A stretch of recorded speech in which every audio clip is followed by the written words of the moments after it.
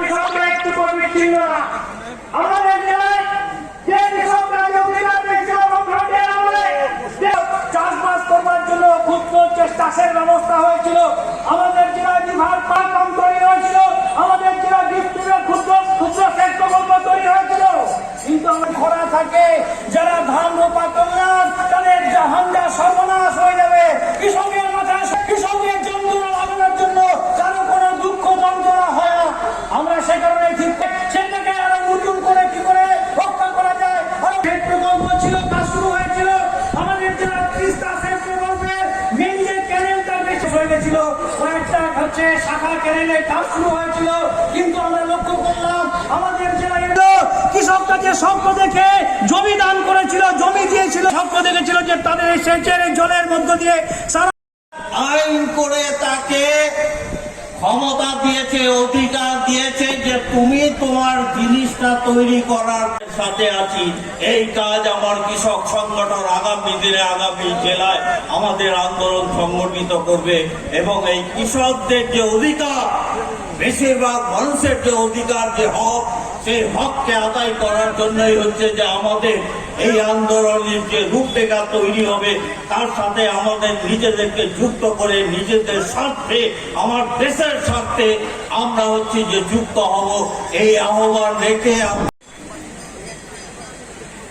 বাইরে যারা আছেন আবার অনুরোধ করছি আপনারা ভিতরে আসুন। অন্যতম নেতা নেতৃবৃন্দ, কর্মীবৃন্দ, মা বোনেরা ও বন্ধুগণ,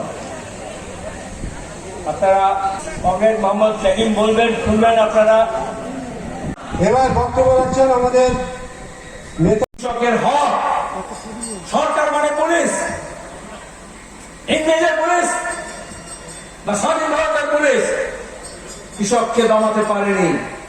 সলিল চৌধুরীর গান মনে আছে, এই সবালো ধান হে কাস্তেতে দাও সান হে, আর দেব না, আর দেব না, রক্তে বোনা ধান মোদের প্রাণ হে। আজকে যদি কেউ মনে করে কৃষকের কাস্তের শানটা একটু ভোতা হয়ে গিয়েছে, তাহলে বলবো ভাই সব কাস্তেটাকে আর একটু শান দিয়ে দিতে হবে, বাঁটটাকে আর একটু মজবুত করে ধরতে হবে, তাতে ধানও বাঁচবে, মানও বাঁচবে, কৃষকের শান বাঁচবে। গোটা দেশে কি হচ্ছে? টেলিভিশন খুললে বোঝা যাবে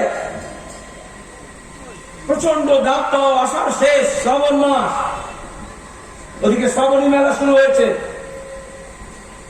এদিকে খেতে পানি নেই, মাটি ফেটে যাচ্ছে, বীজ বুনতে পারছে না। সরকারের কোনো খেয়াল আছে? সরকার ব্যস্ত, এই সরকার হোক আর ওই সরকার হোক। পয়গম্বর সাহেব কি করেছিলেন, মা কালী কি করেছেন, এই নিয়ে রোজ হচ্ছে হইচই পাকানো হচ্ছে, হিন্দু মুসলমান হচ্ছে। যেমন টিভিতে গতবার লোকসভা ভোটের আগে ওই বালাকোট মনে আছে, ভারত পাকিস্তান পাড়ায় পাড়ায় মরে মরে সব লাগিয়ে দিয়ে বলেছিল আমাদের সেনারা মারা গেছে, পাকিস্তান দখল করে নেবে দেশ, তাহলে কে লড়বে? বললো 56 ইঞ্চি ছাতিওয়ালা মোদি হে, তাই তো সে বাঁচাবে। এমন করে আবেগ তৈরি করলো, মানুষ ভোটে গিয়ে, এখানকার অনেক মানুষ বোতাম দিকে টিপার সময় কোন প্রতীক দেখছিলেন না, কার কি প্রতীক মনে করছিলেন না এটা ইভিএম মেশিন, মনে করলেন এমন টেলিভিশন, এমন দালাল, এমন কাগজ, এমন নেতা, এদিকে বিজয়বর্গী, ওইদিকে হচ্ছে কে অমিত শাহ, ওদিকে যোগী, ওদিকে মোদী, এদিকে মমতা, নাড্ডা গাড্ডা সব মিলে এমন আমা করলো, মেশিনে গিয়ে বোতাম টিপতে আরম্ভ করলো, যেন মনে হলো ভোট দিচ্ছে না, অ্যাটম বোমার বোতাম টিপছে, একটা করে বোতাম বিজেপির দিকে টিপবে, আর করাচিতে লাহোরে গিয়ে বোমা পড়বে, অ্যাটম বোমা। এমন আবহাওয়া তৈরি করেছিল না? তারপরে ভোট হয়ে গেল, তাই তো? কোথায় গেল সব বোমা, কোথায় গেল যুদ্ধ? আবার বিধানসভার ভোট এলো, তখন বললো 2 লক্ষ মানুষ, 2 কোটি মানুষকে এখান থেকে বাংলা ছাড়া করে দেবো। কে লুঙ্গি পরে, কে দাড়ি রাখে, কে নামাজ পড়ে, তার মুসলমানের তাড়িয়ে দিলে তার মুরগিটা কোন রাজবংশী পাবে, কোন তপশিলি জাতি, সব ভাগ বাটোয়ারা করে দেওয়া শুরু করে দিল পাড়ায় পাড়ায়, গ্রামে গ্রামে, মনে নেই? আর টেলিভিশনে এমন হই চই চেঁচামেচি কান ঝালা পালা আরম্ভ হয়ে গেল। তাহলে বলছে মোদি তাড়িয়ে দেবে, মতুয়াদের নাগরিকতা দেবে না, ওপার বাংলা থেকে যারা এসছে তাদেরকে আবার ফেরত পাঠিয়ে দেবে। এসব হচ্ছিল না। মুসলমানরা বললো আরে বাপরে বাপ, তাহলে কি হবে? তখন লোকসভা ভোটে যেমন বলেছিল কে বাঁচাবে, বলে মোদি বাঁচাবে। বিধানসভা ভোটের সময় সেই দালাল, কাগজ, টেলিভিশন, মন্দিরের চাতাল, সেলুনে, পাড়ায়, মহল্লায়, মসজিদের চাতালে বলতে আরম্ভ করলো ওরে বাপরে বাপ, এ তো দিদি ছাড়া কেউ বাঁচাতে পারবে না। তাই তো? আর লোকের অবস্থা এমন হলো, এনআরসি, সিএ, এনপিআর এর নামে এমন একটা ডাল কুত্তা ছেড়ে দিল। ওই পুরনো কথা আছে না, বলে ভিক চাইয়ে পুকুর থাকা। গরিব মানুষ তো ভিক্ষে চাইতে গেছে, 1 কোটি চাল পাবে কি ভিক্ষে পয়সা পাবে, ঝোলা নিয়ে গেছে, থালা নিয়ে গেছে। চ্যানেলকে আমি বিজ্ঞাপন দিই, আমার কথা বলবে না। মোদী অমিত শাহ বলে আমি টাকা খাওয়াই, আমার কথা বলবে না। যাদের যত টাকা খায় তত বেশি গুণগান করে। আর এদিকে মমতা বলেন দূরবীন দিয়ে লাল ঝান্ডা দেখতে পাচ্ছি না। আর পাড়ায় পাড়ায় তার দালালরা বলে কোথায় লাল ঝান্ডা। তাই তো? আবার কেউ কেউ বলে হ্যাঁ সেলিম ভাই, লাল ঝান্ডা তো দুর্বল হয়ে গেল, বামপন্থীটা একটু দুর্বল হয়ে গেল। এখন তো বলে দুর্বল হয়ে গেল, কিন্তু গত 10 বছর ধরে এমন বলছিল বামপন্থীটা ভেঙে গেল। সব বলছিল ভাঙছে ভাঙছে, সিপিএমটা উঠে গেল, লাল ঝান্ডা উঠে গেল। কেউ তো আফসোস করে বলে হা হা আপনারা একটু কমজোর হয়ে গেছেন।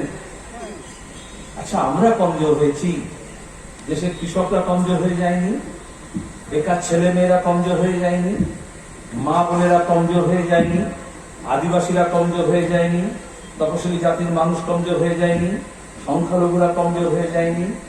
তাহলে প্রতিদিন এই যে মব লিঞ্চিং থেকে আরম্ভ করে, নারী নির্যাতন থেকে আরম্ভ করে, আর এখন তো কেন্দ্রীয় সরকার যখন যাকে চাইছে জেলে পুরে দিচ্ছে, তিস্তা সেতলবাদ, মোহাম্মদ জুবের, ওমর খালিদ, তাই তো? এই দুদিন আগে বারবার স্ট্যান্ড স্বামী, ভীমা করেগাঁও থেকে আরম্ভ করে আসাম পর্যন্ত প্রতিদিন মিথ্যা মামলায় যারা নাগরিকের কথা বলবে, হকের কথা বলবে, অধিকারের কথা বলবে, গরিব মানুষের কথা বলবে, তাদেরকে বিনা বিচারে জেলের মধ্যে ঢুকে দিচ্ছে না। এখানে মমতা ব্যানার্জি যেদিন থেকে সরকার এসছে মিথ্যা মামলা করেছে, 1 লক্ষের বেশি মামলা। বামপন্থী কর্মীরা আজও তারা মামলায় জুটছে। এই জেলাতেও যুবকর্মীদের বলেনি গাঁজা কেস দিয়ে দেব। আজকে অনুব্রত এখন সিবিআই এর ভয় বলছে কিশোর রোগ হয়েছে তার, কিন্তু প্রতিদিন এসপি কে ডেকে বলেনি দেখে গাঁজার মামলা দিয়ে দাও। আর মমতা ব্যানার্জি ডিজির সামনে বক্তৃ কাণ্ডে দেখলেন না, বলে এমন করে মামলা সাজাতে হবে। তাহলে কে মামলা সাজাচ্ছে? আজকে অমিত শাহ, মোদী যা করছেন, আজকে উত্তরপ্রদেশের যোগী যা করছে, আজকে ত্রিপুরায় যা করছে বিজেপি সরকার, তৃণমূলের সরকার আমাদের রাজ্যে 2011 সাল থেকে এইরকম মিথ্যা মামলা করছে না। কি বলেছিলেন? এসে মুখে লুকো প্লাস লাগিয়ে রাখো, কেউ কথা বলবে না, মিছিল করতে পারবে না, মিটিং করতে পারবে না, সভা করতে পারবে না, সম্মেলন করতে পারবে না, ভোটে লাগাতে পারবে না, পোস্টার লাগাতে পারবে না, পোলিং এজেন্ট দিতে পারবে না, কাউন্টিং এজেন্ট দিতে পারবে না। কেন বলেছিলেন? মুখে লুকো প্লাস লাগাতে কে বলে? এখানে মমতা ব্যানার্জি বলেছিলেন আমাদেরকে। আর এখন মোদী পার্লামেন্টে বলছে এমপিরা এই কথা বলতে পারবে না, ওই কথা বলতে পারবে না, বেঈমানি হবে, বেঈমান বলা যাবে না, চুরি হবে, চোর বলা যাবে না, দুর্নীতি হবে, দুর্নীতিগ্রস্ত বলা যাবে না, ধর্ষণ হবে, ধর্ষক বলা যাবে না, দাঙ্গা হবে, দাঙ্গাবাজ বলা যাবে না।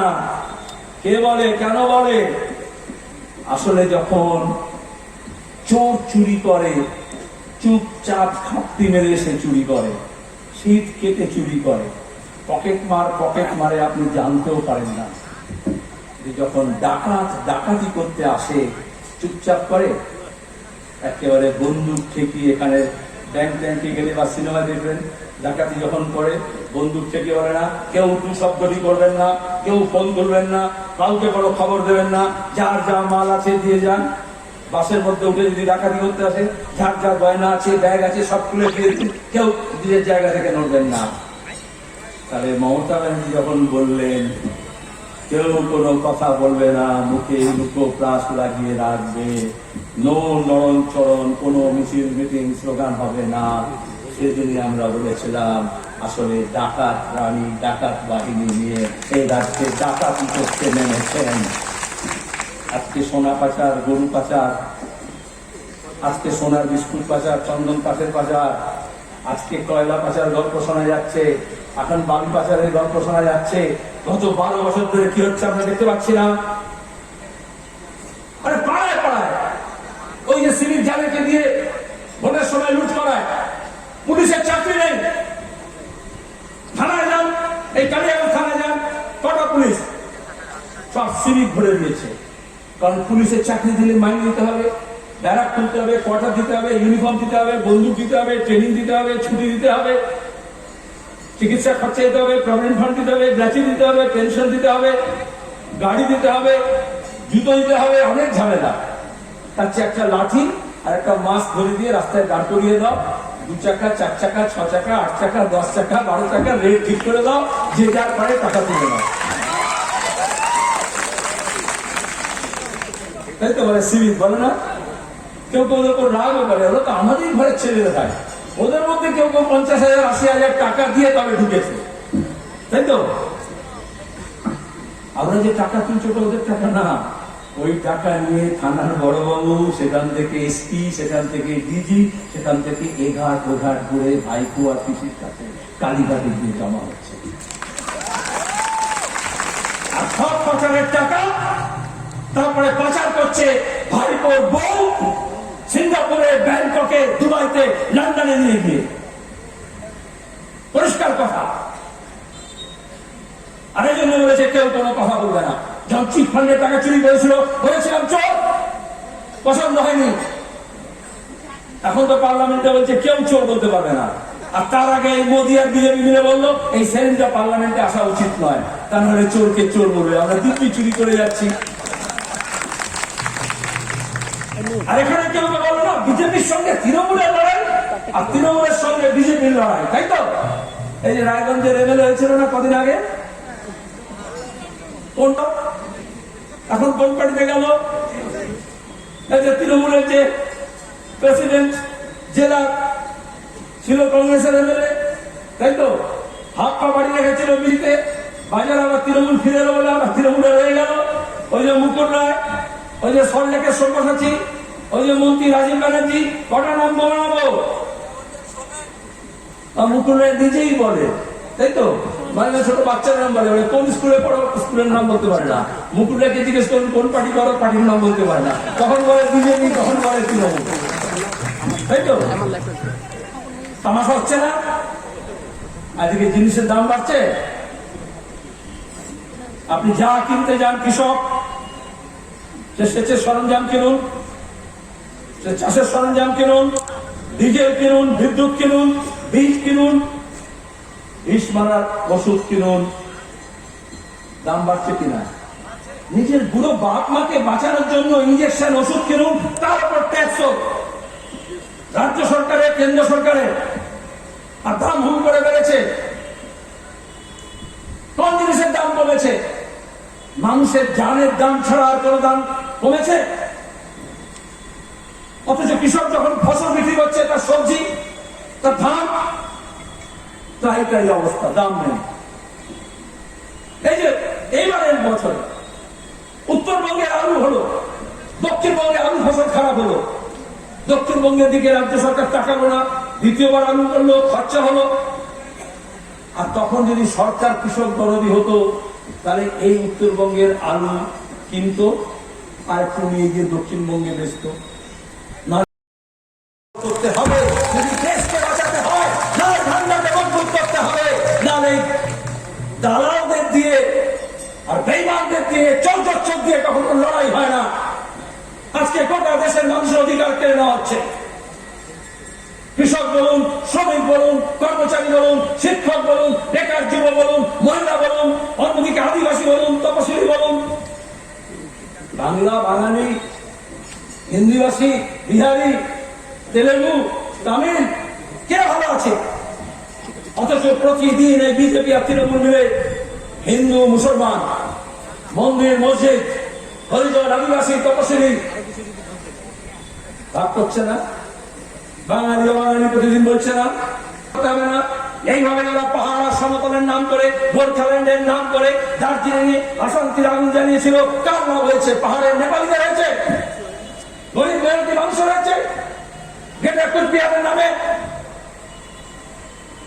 কামতাপুরীর নামে দীর্ঘদিন যারা নানান রকমের কথা বলেছে, আজকে দেখবেন কেউ হয় বিজেপির খাতায় জমা আছে আর নয় তৃণমূলের খাতায় জমা আছে। ওরা সরাসরি রাজনীতি করতে পারে না, তাই জাত পাত ধর্ম বর্ণের নামে মানুষকে ভাগ করছে। ওরা জানে মানুষ যদি এক করতে হয় তার হক আর অধিকারের জন্য লড়বে। কৃষক সভার আন্দোলন, সারা ভারত কৃষক সভার নেতৃত্বে কৃষকরা লড়াই করেছিল, তেরাগার আন্দোলন দেখিয়েছে। আব্দুল্লাহ রসুলের কাছে আমি নিজে যখন ছাত্র তার কাছে শুনেছি। আজকে আদিবাসীদের জঙ্গলের জমি অধিকার লড়াই করেছিলাম, আমরা আইন করেছিলাম ইউপি ওয়ানের সময়। আজকে সেই জঙ্গলের জমি তারা কেড়ে নিচ্ছে। এখন শুধু জমিতে কৃষক না, আপনারা দেখেছেন বুলডোজার নিয়ে কিরকম দিল্লিতে, হরিয়ানায়, কর্ণাটকায়, উত্তরপ্রদেশে বিজেপি বুলডোজার নিয়ে হাজির হলো না। বাংলাভাষী মানুষ বলে বাংলাদেশি, তাই যদি লুঙ্গি পরে বলে রোহিঙ্গা, বলেনি। এখানকার অনেক মানুষ এরকম বিশ্বাস করেছে। আর তার দোকান, তার বাড়ি, আমাদের পরিযায়ী শ্রমিক, এখানকার লোকজন গিয়ে যারা কাজ করেছে ওখানে, সে ইটাহারে হতে পারে, সে কুশমুন্ডির হতে পারে, সে আদিবাসী হতে পারে, সে তপশিলি জাতি হতে পারে, সে মুসলমান হতে পারে, সে বর্ণ হিন্দু হতে পারে। তিল তিল করে যারা ঘর বললো, বুলডোজার দিয়ে তাদের ঘর ভাঙছে। যারা বলেছিল নাকি তৃণমূল লড়ছে বিজেপির বিরুদ্ধে, ওই মমতা ব্যানার্জি লড়লেন। যারা তৃণমূলের এমপি ছিল পার্লামেন্টে তারা বলেছে। এখানে যখন নতুন সরকার কাণ্ড হলো, মিছিল হচ্ছে হাওড়ায়, অন্য জায়গায়, মমতা বললেন দিল্লিতে গিয়ে মিছিল করে, এখানে কেন মিছিল করছে বলেননি। অনেক হিন্দু ভাইদেরকে এরকম বোঝানো হয়েছে, না মমতা ব্যানার্জি তো মমতা, ও তো মুসলমানদের জন্য বলে। আর মুসলমানরা যখন প্রতিবাদ করলো তখন বললেন এখানে কেন দিল্লিতে চাপ পাওয়া। বিজেপি বলে এখানে কেন পাকিস্তানের হলে বাংলাদেশ চলে যাও, আর মমতা বলে এখানে কেন দিল্লিতে চলে যাও। এটা আমার ঘর না, এটা আমার দেশ না, এটা আমার রাজ্য না, এটা আমার জেলা নয়। মমতা ব্যানার্জি ঢং করে নায়ক নায়িকা গায়িকা নিয়ে রাস্তায় নেমে কে কে ছিছি করতে পারে, আর এখানকার মানুষ মিছিল করে প্রতিবাদ করতে পারে না। তার হক নেই, তার অধিকার নেই। তৃণমূলের দালালদের জিজ্ঞেস করুন, তারা যারা বলেছিল বিজেপির বিরুদ্ধে লড়ছে, তাহলে তৃণমূলের এতগুলো এমপি বিজেপির বিরুদ্ধে কোন লড়াইটা লড়ছে? লড়াই দিল্লিতে আবার কি দরকার আছে? প্রধানমন্ত্রীর বার্তা নিয়ে আসামের মুখ্যমন্ত্রী দার্জিলিং এ গভর্নরের আমন্ত্রণে পৌঁছে গিয়েছিলেন না দুদিন আগে। খবরের কাগজে রোড মানে টুইট যুদ্ধ হচ্ছে গভর্নরের সঙ্গে মুখ্যমন্ত্রী, বলে না। আর এখন গভর্নরকে মোদীজি ভাইস প্রেসিডেন্ট করবেন, প্রথমে কার সঙ্গে পরামর্শ করলেন? সেটিং কাকে বলে? ভাইপোর নামে ইডি আসবে, রাজীব দেওয়ানের নামে সিবিআই আসবে, মমতা ব্যানার্জি দিল্লি চলে যান, বলেন একান্তে বৈঠক করবো মোদীজির সঙ্গে। আর মোদীজি রাষ্ট্রপতি উপরাষ্ট্রপতি করবেন, দার্জিলিং এ একান্তে বৈঠক হচ্ছে, তাই তো মমতা ব্যানার্জির সঙ্গে।